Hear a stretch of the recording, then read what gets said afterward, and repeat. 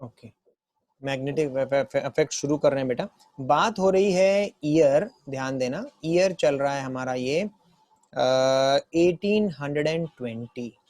इस पे भी मैंने एक ऑलरेडी क्विज मेरे पास रेडी है, मैं आपको देने की कोशिश करता हूँ, बट थोड़ा सा जब तक आप चैप्टर ठीक से पढ़ेंगे नहीं ना, वो क्विज आप अटेम्प्ट कर नहीं पाएंगे ठीक से, क्योंकि उसमें बहुत छोटी छोटी सी चीजें हैं, वो चैप्टर पढ़ने के बाद ही समझ में आएंगी। ईयर चल रहा है 1820, ये मैं आपको फ्लैशबैक बता रहा हूँ, यानी काफी पहले की स्टोरी आपको बता रहा हूँ मैं। 1820 की बात है, एक शेफर्ड है ना। 1820, 1920, अब हो गया 2020। तो शेपर्ड की बात नहीं हो रही है, ये बात हो रही है साइंटिस्ट की। वो शेपर्ड तो वो मैग्नेटिज्म से रिलेटेड है। माइकल फैराडे है। हाँ, बिल्कुल भी नहीं, माइकल फैराडे भी नहीं है। ऑस्ट्रेड हाँ, करेक्ट करेक्ट। साइंटिस्ट का नाम है हैंस, CHRISTIAN, क्रिस्टियन ओयरस्टेड, OERSTED। चलिए इसका नाम आप भी साथ साथ में लिख लीजिए। ईयर है 1820, साइंटिस्ट का नाम है हैंस क्रिस्टियन ओयरस्टेड। और भाई इस हैंस क्रिस्टियन ओयरस्टेड ने किया क्या? इसने पहली बार, अभी आप ध्यान देना बच्चों, उस टाइम लोगों को इलेक्ट्रिसिटी के बारे में पता था, ठीक है, मैग्नेटिज्म के बारे में भी पता था, ये दोनों चीजें लोग जानते थे। मैग्नेट्स लोगों ने देखे थे, इलेक्ट्रिसिटी के बारे में भी लोगों को नॉलेज था। अब यहां पर क्या आ गया है, यहां पर इलेक्ट्रिसिटी और मैग्नेटिज्म के बीच में एक रिलेशन दिया है। हाँ, ये जो हैंस ऑयरस्टेड, क्रिस्टियन ऑयरस्टेड थे आदमी, जो साइंटिस्ट थे, इन्होंने एक बहुत जबरदस्त रिलेशन दिया है इलेक्ट्रिसिटी और मैग्नेटिज्म के बीच में। इन्होंने ये बोल दिया सबको कि भाई इलेक्ट्रिसिटी कैन प्रोड्यूस मैग्नेटिज्म। अभी तक लोग सोचते थे इलेक्ट्रिसिटी अलग है, लोग सोचते थे मैग्नेटिज्म अलग है। ये पहला ऐसा आदमी था जिसने 1820 में सबको बोला कि इलेक्ट्रिसिटी से मैग्नेटिज्म बन सकती है। तो लोग बड़े चकरा गए। उसने क्या बोला? उसने बोला इलेक्ट्रिसिटी प्रोड्यूसेस मैग्नेटिज्म। और तब हमारे पास एक नए सब्जेक्ट का, है ना, पूरी तरह से एक नए सब्जेक्ट का मतलब एक नया सब्जेक्ट आ गया उसके बाद, जिसको हम बोलने लगे मैग्नेटिज्म। समझ गए? नहीं तो अभी तक सिर्फ इलेक्ट्रिसिटी पढ़ते थे अलग अलग, मैग्नेटिज्म पढ़ते थे अलग अलग।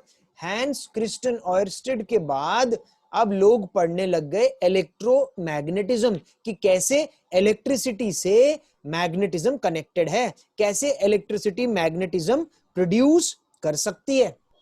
और आगे जा करके मैग्नेटिक फील्ड स्ट्रेंथ का जो यूनिट है वो ऑयरस्टेड बन गया, जो आप 11th-12th में देखेंगे। अभी 10th तक तो नहीं है मैग्नेटिक फील्ड का कोई स्ट्रेंथ का कोई यूनिट, बट ऑयरस्टेड, जैसे न्यूटन, फोर्स के लिए न्यूटन, जूल हो गया, है ना, ये सब एनर्जी के लिए। तो वैसे यहाँ पे क्या वर्ड आ गया? ऑयरस्टेड 1, ऑयरस्टेड 2, ऑयरस्टेड, या ओम्स भी आपके पास आ गया था। तो आपको पता है साइंटिस्ट के नाम पे इन लोग उसको कुछ यूनिट्स को डाल देते हैं।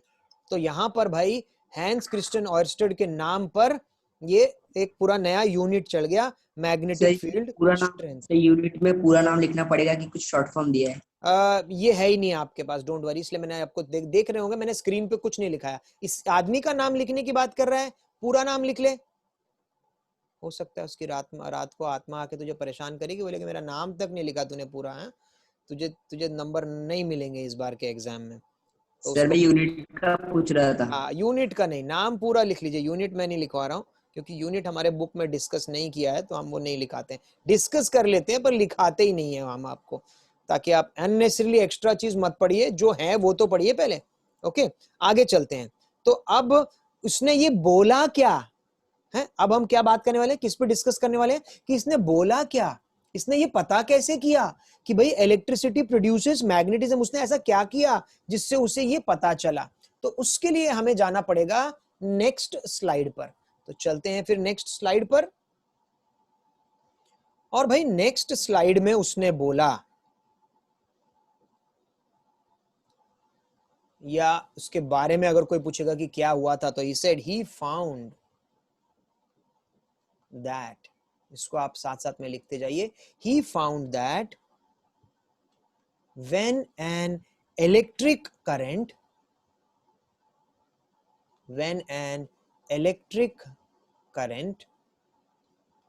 is passed through a conducting wire,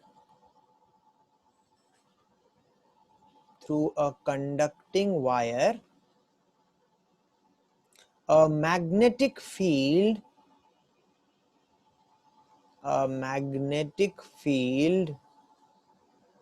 is produced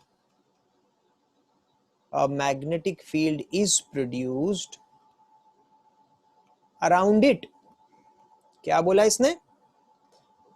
He found that when an electric current is passed through a conducting wire, इसने एक्सपेरिमेंटल प्रूफ भी दिया इस चीज का।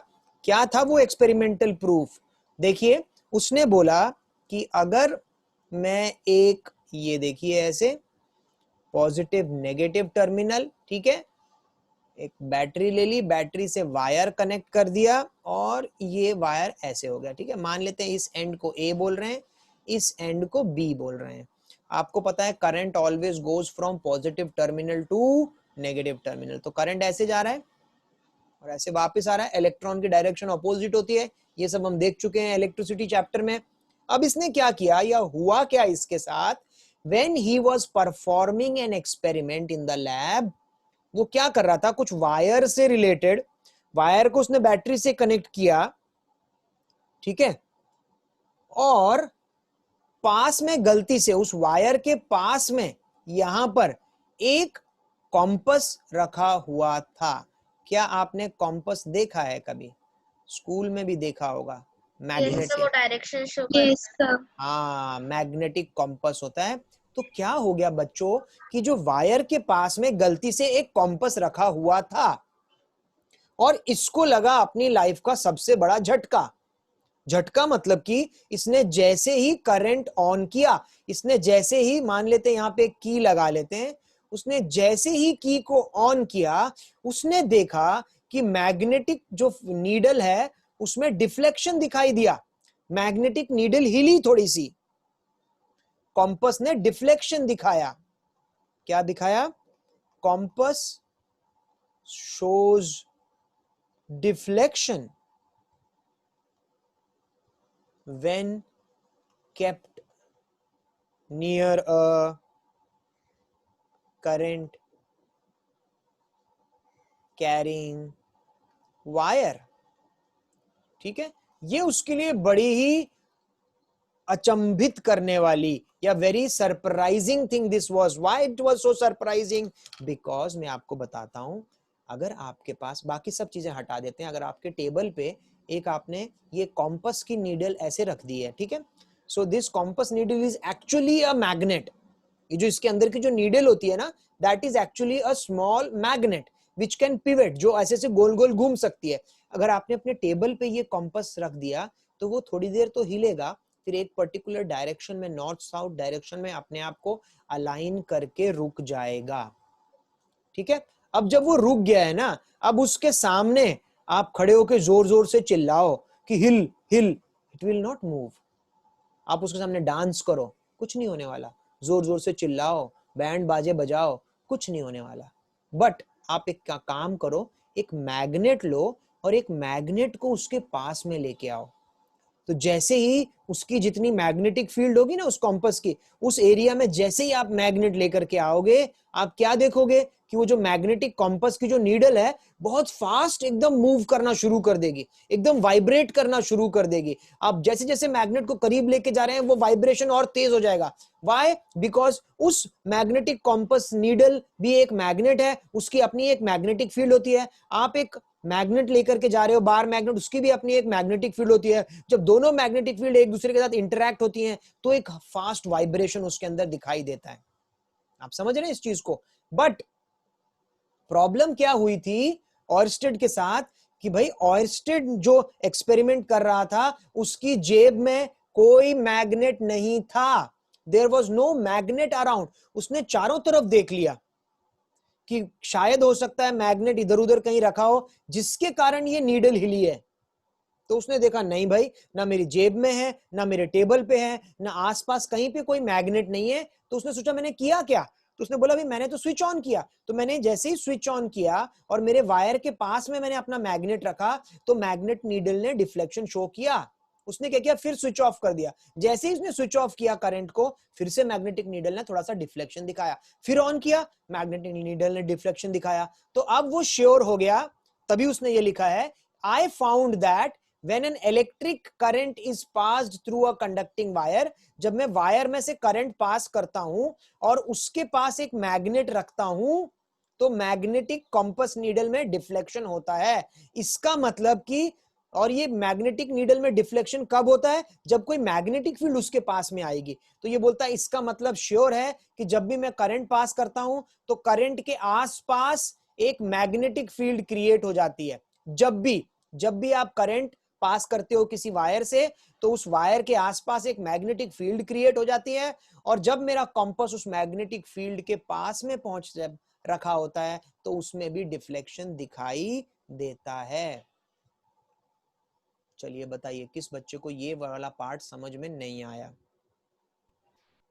एकदम समझ गए सब लोग कि उसका एक्सपेरिमेंट क्या था, क्यों उसको प्रॉब्लम हुई कि मैग्नेट था ही नहीं आसपास। बिकॉज मैग्नेटिक नीडल को हिलाने के लिए तो एक मैग्नेट की ही जरूरत पड़ती है, but he was passing the current, so finally he concluded. तो आप ये स्टेटमेंट जरूर लिख लीजिए और साथ साथ में ये डायग्राम बना लीजिए। तो डिफ्लेक्शन मतलब? डिफ्लेक्शन मतलब मूवमेंट, उस नीडल में मूवमेंट, वो नीडल घूमने लग गई। हेलो, बोलिए। तो फिर मोबाइल फोन का कैसे काम करता है? मोबाइल फोन कैसे काम करता है मतलब? मोबाइल फोन का कंपास कैसे काम करता है? वो I don't have an idea, वो ऐप उन्होंने कैसे बनाया है, वो क्या चीजें यूज करता है ना? वो उस गायरो सेंसर। हाँ वो तो है, गायरो सेंसर होता है सबके पास, बट वो उसमें क्या यूज करते हैं जिससे वो ये सब कुछ और, उसमें कुछ और मैकेनिज्म होता होगा। अच्छा, ओके, इसको जल्दी लिख लीजिए, हम अगला स्टेटमेंट आपके लिए देने वाले हैं फिर। Sir done. Done? Sir wait a minute. हाँ लिखिए, कोई हम बिल्कुल जल्दी नहीं कर रहे हैं। ये चैप्टर बहुत अच्छा है, मैं आपको बता रहा हूं। जितना आप लोग पॉजिटिव हो गए ना इलेक्ट्रिसिटी चैप्टर के लिए, अब मेरे बच्चे वही थे, दूसरे क्लासेस के भी बोल रहे थे इतना अच्छे से कर लिया ना सर, अभी स्कूल के टीचर्स तो छोटे छोटे सर्किट देते हैं हमको, आपने तो इतने कॉम्प्लिकेटेड सर्किट हमको करवा दिए हैं कि अब हम टेक्स्ट बुक के क्वेश्चंस भी आराम से कर सकते हैं, और हायर लेवल के जितने भी सीरीज और पैरेलल के कॉम्बिनेशन के क्वेश्चंस हैं वो भी हम आराम से कर सकते हैं। तो जितना कंफर्टेबल आप लोग वहां हो गए ना, मैं चाहता हूं उतना ही कंफर्टेबल इस पर्टिकुलर चैप्टर में आपको बनना है, क्योंकि इसके बाद एक ही चैप्टर था, वो था आपका सोर्सेज ऑफ एनर्जी, जो कि उड़ गया है।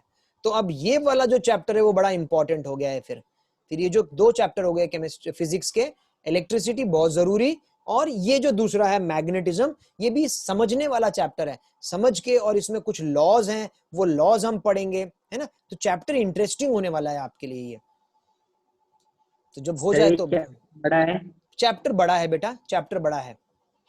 वैसे तो पढ़ा टीचर्स के लिए कोई बड़ा छोटा नहीं होता, वो चाहे तो 2 ही लेक्चर में खत्म कर दें, है ना? बट ये चैप्टर बड़ा है, इसमें काफी सारे 2-3 लेक्चर में खत्म कर दिया था। कॉन्सेप्ट्स हैं, इसमें काफी सारे कॉन्सेप्ट हैं। तो यही तो प्रॉब्लम, पता है यही थी बच्चों, शायद इसीलिए मुझे भी कभी स्कूल में ना मजा नहीं आया, या कभी कोई चैप्टर इंटरेस्टिंग नहीं लगा मुझे, कभी भी पढ़ाई की तरफ ना मैं अट्रैक्ट नहीं हो पाया, क्योंकि हो सकता है कि टीचर्स जल्दी जल्दी करा देते थे तो हम भी उतना ही करते थे एग्जाम पॉइंट ऑफ व्यू, सिर्फ exam point of view, exam में आ रहा तो पढ़ लेंगे, जो नहीं आ रहा तो वो छोड़ देंगे। बट अगर मैं तो अब ये जानता हूं कि कोई अगर चैप्टर अच्छे से पढ़ा जाए, समझ के पढ़ा जाए ना, तो ये चैप्टर हमारे रियल लाइफ के लिए बहुत इंपॉर्टेंट है, क्योंकि हमारे घर में इलेक्ट्रिसिटी भी होती है, और जहां जहां इलेक्ट्रिसिटी अभी देख रहे हैं उससे रिलेटेड मैग्नेटिज्म होता है। ऑल्टरनेटिंग करंट क्या होता है, जनरेटर कैसे काम करते हैं, हमारे घर का पंखा कैसे काम करता है, मोटर वो घूमता कैसे है गोल गोल, वो सब के बारे में इस पर्टिकुलर चैप्टर में बहुत डिटेल में बताया गया है और बहुत अच्छे से बताया गया है। ये सब चैप्टर आपको 11th 12th में दोबारा देखने को मिलेंगे, पर अगर ये अभी पढ़ लिए होंगे अच्छे से तब बहुत इजी हो जाता है। तो अलग अलग लॉज हैं, कैसे इलेक्ट्रिसिटी और मैग्नेटिज्म से फोर्स जनरेट होता है, मतलब बहुत प्रैक्टिकली बहुत चैप्टर बहुत यूजफुल है। ठीक है, बट इससे पहले कि हम आगे जाते हैं हम एक क्वेश्चन जरूर लिख लेंगे, और मैं इसको हटा रहा हूं बच्चों। आप एक क्वेश्चन लिख लीजिए, why does a compass needle get deflected when brought near a bar magnet? ये क्वेश्चन है। और अगर आपको किसी भी सब्जेक्ट में, ना फिजिक्स में, ना केमिस्ट्री में, ना बायोलॉजी में, ना मैथ्स में, ना हिस्ट्री सिविक्स ज्योग्राफी, कहीं भी मजा ही नहीं आ रहा है तो बहुत मुश्किल हो जाएगा। फिर आप क्या लेने वाले हैं 10th स्टैंडर्ड के बाद, है ना। अगर तो आपको फिजिक्स में इंटरेस्ट आ रहा है तो डेफिनेटली आप साइंस स्ट्रीम लीजिएगा। साइंस में इन सब के बारे में और डिटेल में और अच्छे से बताया जाएगा आगे जा करके। चैप्टर डिफिकल्ट तो होते हैं बट तब आपका ब्रेन का लेवल भी तो डेवलप हो जाता है। 11th 12th के बच्चे का ब्रेन बहुत डेवलप हो जाता है, आप आराम से सीख सकते हैं नई चीजें, और कल को जिसको इंजीनियरिंग की तरफ जाना है उसके लिए तो ये एकदम मस्ट है। सर आप हमको 11th 12th में पढ़ाओगे? अब बिल्कुल पढ़ाएंगे, आप आएंगे तो हम पढ़ा देंगे। अभी भी मैं पढ़ाता हूँ 12th के बच्चों को, तो पढ़ाता हूँ अभी भी। तो हम 11th 12th में भी आपको पढ़ा सकते हैं, बट ऐसा है कि पहले इंटरेस्ट आना चाहिए ना अमन। तो जैसे वो बोल रही थी ना कि 2 या 3 क्लासेस में पूरा चैप्टर खत्म करा दिया, तो फिर तो बहुत ही फास्ट कराया होगा, फिर तो कुछ आप सोचने का मौका ही नहीं मिलता है आपको, आप बस फट फट फट फट फट लिखते जाते हैं और खत्म कर देते हैं। तो ऐसे में मजा नहीं आता है फिर वो, और जब मजा नहीं आएगा तो कल को फिर अच्छा नहीं लगता आपको सब्जेक्ट। तो ये क्वेश्चन एक देख लेते हैं, why does a compass needle gets deflected. ये वही क्वेश्चन है कि कॉम्पस नीडल डिफ्लेक्ट क्यों होती है जब मैं कोई बार मैग्नेट उसके पास में लेकर के आता हूं। मैं तो इनफैक्ट बचपन में मैग्नेट्स के साथ खेला करता था। छोटे छोटे मैग्नेट कहीं से खरीद के ले आते थे और एक मैग्नेट के पीछे दूसरा मैग्नेट भगाते हैं, करेक्ट। हाँ या कुछ ना कुछ अट्रैक्ट करते हैं, या मैं तो एक मैग्नेट ऊपर रख लूंगा, एक मैग्नेट अपने टेबल के नीचे, फिर टेबल के नीचे वाले मैग्नेट को हिलाओ तो ऊपर वाला मैग्नेट अपने आप हिलता हुआ दिखता है। ऐसे अलग अलग टाइप के छोटे छोटे गेम्स होते हैं जो हम खेला करते थे। इनफैक्ट बीच में तो एक मैग्नेट बड़ा फेमस हो गया था, पता नहीं आपने कभी यूज किया कि नहीं। वो एक डबल मैग्नेट मिलते थे ऐसे वाले, कुछ इस शेप। हाँ सर, हाँ सर मैंने देखा है। सर। हाँ हाँ सर, वो उसका बहुत आवाज। खेला है इसके एकदम साथ। आवाज करते थे, शाइनी मैग्नेट होते थे ये, जब एक दूसरे से चिपकते थे तो चर्र चर्र करके आवाज आती थी एकदम। यस सर, देखा है। हाँ, तो एक को फेंकने का, दूसरे को उसके पीछे फेंकने का, तो बहुत अच्छे होते थे वो मैग्नेट और काफी पावरफुल मैग्नेट थे वो। तो बहुत मजा आता था तो मैग्नेटिज्म के बारे में स्टडी करने के लिए। सर हाँ बोलो। नियोडिनियम मैग्नेट्स क्या होते हैं? अरे बाप रे, अब ये तो मेरे लेवल के ऊपर चला गया। अब क्या है ना, मैग्नेट किसी न किसी मटेरियल का बनता है, ठीक है, मटेरियल से बनता है। तो बहुत हाई क्वालिटी के जो मैग्नेट्स है ना बेटा पवन, वो नियोडाइनियम मटेरियल से बनाए जाते हैं। जैसे हमारे पास आयरन होगा है, और दूसरे कोबाल्ट होगा, ये जो बहुत बेहतरीन टाइप के मैग्नेट्स होते हैं। और अगर आपको देखना है ना तो यूट्यूब पर जाइए, यूट्यूब पे बहुत सारी ऐसी चीजें, हाउ थिंग्स आर मेड करके, है ना, उसमें बहुत अच्छे से मैंने भी करीब 1 या 2 साल पहले देखा था ये, कि कैसे इतने पावरफुल मैग्नेट्स बनाए जाते हैं। बहुत पावरफुल मैग्नेट्स कैसे बनाए जाते हैं, इलेक्ट्रोमैग्नेट्स, इतने पावरफुल मैग्नेट्स को बनाते कैसे हैं फैक्ट्रीज में। तो वो पूरा उन्होंने फैक्ट्री के इन एंड आउट दिखाया जो यूजुअली हमें नहीं पता चलता है। तो if you are interested definitely search for such kind of videos और देखिए, तो उससे आपका नॉलेज बहुत ज्यादा बढ़ जाता है, क्योंकि ये सब चीजें हमारी बुक्स में नहीं लिखी होती कि ये सब चीजें कैसे बनाई जाती हैं, क्योंकि ये सब तो बहुत एक्स्ट्रा नॉलेज वाली चीज हो गई, ठीक है। बट अगर आपको इंटरेस्ट है तो डेफिनेटली आपको थोड़ा सा लेफ्ट एंड राइट टर्न्स तो हमेशा लेना ही चाहिए अपने सिलेबस से, ठीक है। So why does a compass needle get deflected? Compass needle का डिफ्लेक्शन के लिए आप रीजन लिख दीजिएगा, बिकॉज द बार मैग्नेट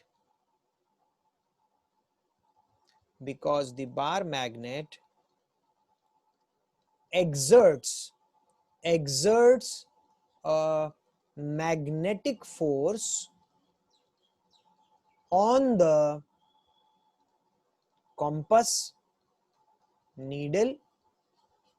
क्या लिख रहे हैं? Because the bar magnet exerts a magnetic force. अगर मैं उसका डायग्राम बनाना चाहूं तो मान लेते हैं ये मेरे पास मेरा वो जो कॉम्पस नीडल था, ठीक है, और यहाँ पे मैं अपना एक बार मैग्नेट लेकर के आ रहा हूँ. तो एक बार मैग्नेट में भी एक तरफ नॉर्थ पोल, एक तरफ साउथ पोल, ऐसा है ना. तो इसकी अपनी एक मैग्नेटिक फील्ड होती है. बार मैग्नेट की अपनी एक मैग्नेटिक फील्ड है. देख रहे हैं ऐसे. तो बार मैग्नेट की अपनी एक मैग्नेटिक फील्ड है. तो वैसे ही ये भी एक अपना मैग्नेट है छोटा सा, इसकी भी अपनी एक मैग्नेटिक फील्ड है. तो जब ये दोनों मैग्नेटिक फील्ड इंटरैक्ट करती हैं, एक दूसरे के ऊपर फोर्स एक्सर्ट करती हैं, उसी की हम बात कर रहे हैं. तो ऐसा इमेजिनेशन अगर आपके मन में आएगा ना, तो फिर ये आंसर लर्न करना इजी हो जाता है. Because the bar magnet exerts a magnetic force on the compass needle which is itself a tiny pivoted magnet. Which is itself a tiny मतलब छोटा सा, pivoted मतलब अपने एक सेंटर पे गोल गोल घूम सकता है वो. a tiny pivoted magnet. तो ये tiny pivoted magnet है. हमारा बार मैग्नेट भी एक मैग्नेट है. दोनों की मैग्नेटिक फील्ड है, जब इंटरैक्ट करती हैं तो एक दूसरे पे फोर्स लगाता है, तो उससे फिर वो नीडल में डिफ्लेक्शन होता है. पाइवोटेड क्या होता है? पिवटेड मैग्नेट मतलब गोल गोल घूमना. पिवेट मतलब घूमना. तो आपको पता है आपका जो कॉम्पस होता है वो गोल घूम सकता है. वो बीच में एक पॉइंटेड चीज के ऊपर रेस्ट करता है, ठीक है, तो वो गोल घूम सकता है. तो पिवेट, हमारा जो फैन है वो गोल घूमता है, तो उसको पिवेट मोशन बोलते हैं, पिवेट. तो टाइनी बहुत छोटा, पिवेटेड मतलब गोल गोल घूमने वाला मैग्नेट बन गया. Thank you sir. Okay, welcome welcome. आगे चलेंगे और लिखेंगे. आप इसको लिख लीजिए. फिर हम मैग्नेटिक फील्ड के बारे में थोड़ा लिखने वाले हैं, क्योंकि ये पूरा चैप्टर मैग्नेटिज्म से ही रिलेटेड है. तो अगर आपको मैग्नेटिक फील्ड ही नहीं पता क्या होती है, उसकी डेफिनेशन नहीं पता, मैग्नेटिक फील्ड की प्रॉपर्टीज क्या होती हैं वो ही नहीं पता, तो फिर चैप्टर के बारे में आगे पढ़ के तो कुछ नहीं होने वाला. मैं गारंटी देता हूं. चलो, कितने लोगों को जूम में जरा लिख करके बताओ कितनी मैग्नेटिक फील्ड की कितनी प्रॉपर्टीज आपको पता है. क्योंकि चैप्टर तो स्कूल में कर दिया, अब चैप्टर कर दिया तो आपको आनी चाहिए ये प्रॉपर्टीज. तो चलिए लिखिए कितनी प्रॉपर्टीज आप लिख के बता सकते हैं. सर स्कूल का कुछ समझा ही नहीं.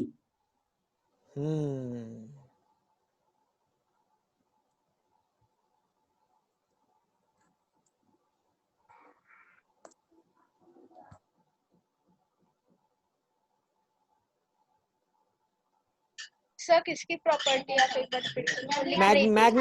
Magnetic field.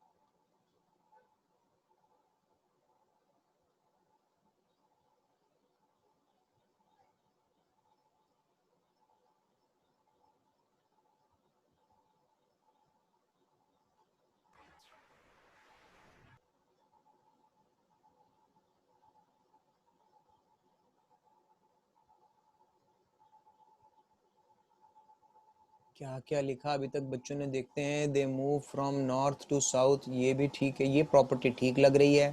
They do not intersect, सही है।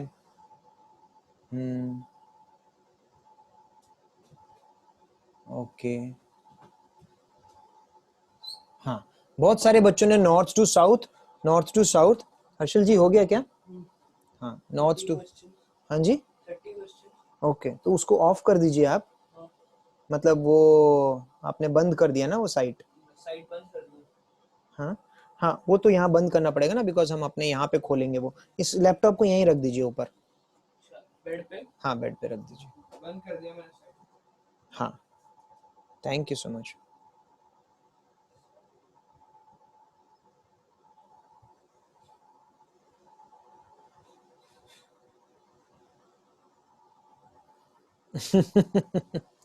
साहिल खारगर क्या भेज रहा है?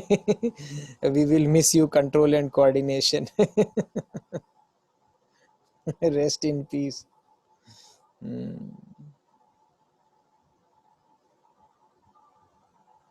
श्रद्धांजलि,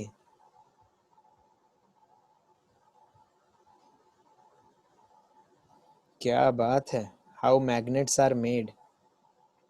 पर अपने आप भी देख लो आस्था, हाँ, एक बार। आजकल बच्चे क्या सब फॉरवर्ड करने में विश्वास रखते हैं, फटाफट फटाफट फॉरवर्ड कर दिया।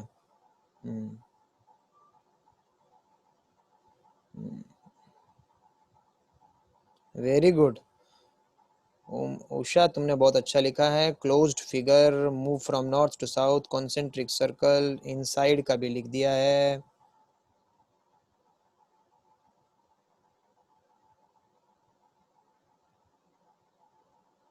कोई बात नहीं,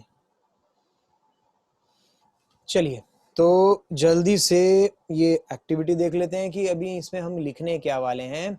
मैग्नेटिज्म की कोई लिख बताएगा क्या? मैग्नेटिज्म की कोई डेफिनेशन, या मैग्नेटिक फील्ड की कोई definition? Magnetic field, magnetic field भाई होती क्या है मैग्नेटिक फील्ड? आंखों को दिखाई देती है क्या? बिल्कुल नहीं दिखाई देती है ना।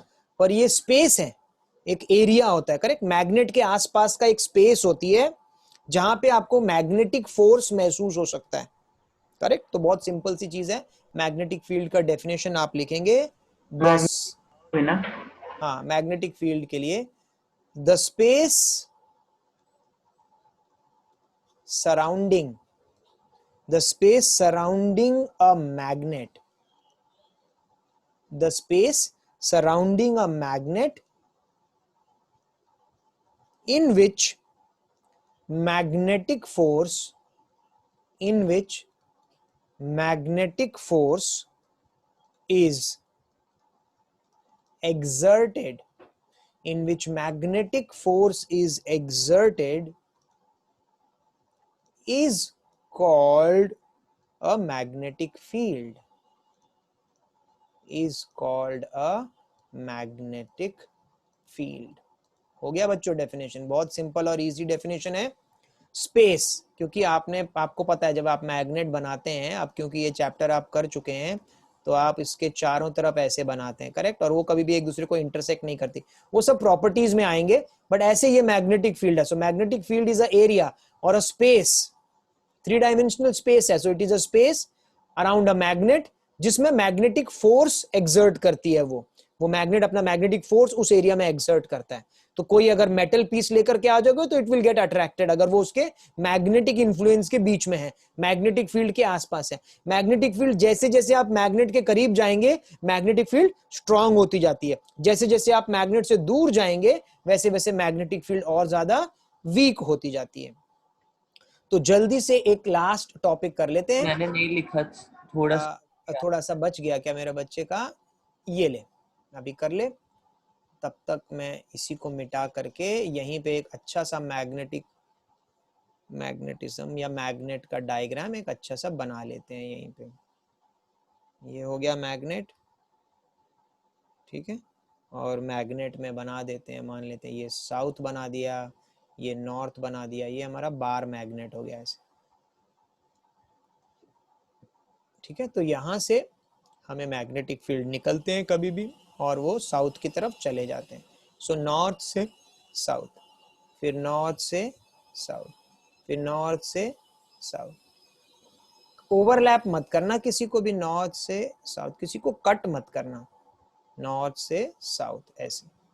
सो नॉर्थ से साउथ की तरफ, बाहर की तरफ, और अंदर ही अंदर क्या होगा, अंदर ही अंदर will be south to north. तो ऐसे ये सर्कल बहुत बड़े बड़े तक भी चलते हैं, तो हम ऐसे लिख सकते हैं। करेक्ट, बड़े बड़े सर्कल ऐसे जाएंगे, यहाँ पे वापस आएंगे ऐसे। ये आप एक डायग्राम बना लीजिए। ये magnetic field lines, bar magnet के चारों तरफ मैग्नेटिक फील्ड लाइंस होती है और वो ऐसी दिखती है, बिल्कुल ऐसी दिखती है। आप इसको देख भी सकते हैं, मैग्नेटिक फील्ड को आप देख भी सकते हैं। Naked eye? नहीं, हाँ नेकेड आई से भी देख सकते हैं, बट आप ऐसे नहीं देख सकते, उसके लिए आपको आयरन फिलिंग्स की जरूरत पड़ेगी। हाँ, आप इसके ऊपर एक अगर एक छोटा सा एक A4 साइज का पेपर रखो, उसके नीचे मैग्नेट रखो, और ऊपर अगर आप अपने आयरन फिलिंग स्प्रेड करोगे तो आयरन फिलिंग्स एकदम मैग्नेटिक फील्ड जैसे जैसे होती है वैसे वैसे एकदम मस्त सा डिजाइन बन जाता है।